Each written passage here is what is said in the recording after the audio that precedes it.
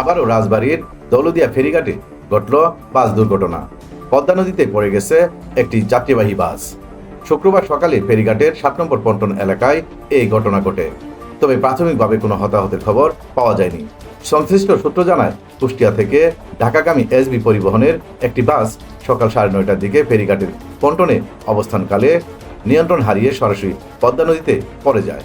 দুর্ঘটনার পরপরই বাসটির চালক ও সহকারীকে উদ্ধার করা হয়েছে। উদ্ধারকারী দল দ্রুত ঘটনাস্থলে পৌঁছে পরিস্থিতি নিয়ন্ত্রণে আনার চেষ্টা চালায়। বিআইডব্লিউটিসি দৌলদিয়া ঘাট শাখার সহকারী মহাব্যবস্থাপক মোহাম্মদ সালাউদ্দিন জানান, প্রাথমিকভাবে ধারণা করা হচ্ছে বাস থেকে যাত্রী নামানোর সময় এই দুর্ঘটনা ঘটে। সে কারণে বড় ধরনের প্রাণহানির আশঙ্কা আপাতত কম বলে মনে করা হচ্ছে।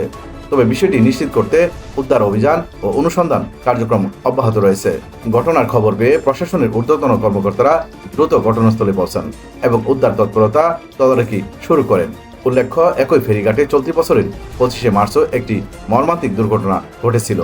সেদিন কুষ্টিয়ার কুমারখালী থেকে ঢাকাগামী একটি যাত্রীবাহী বাস ফেরিতে ওঠার সময় নিয়ন্ত্রণ হারিয়ে পদ্মা নদীতে পড়ে যায়। ওই দুর্ঘটনায় 26 জনের মরদেহ উদ্ধার করা হয়েছিল। মাত্র কয়েক মাসের ব্যবধানে একই স্থানে আবারও বাস নদীতে পড়ার ঘটনায় স্থানীয়দের মধ্যে নতুন করে উদ্বেগ ও আতঙ্ক ছড়িয়ে পড়েছে। ফেরিঘাটের নিরাপত্তা ব্যবস্থা নিয়ে প্রশ্ন উঠতে শুরু করেছে বিভিন্ন মহলে।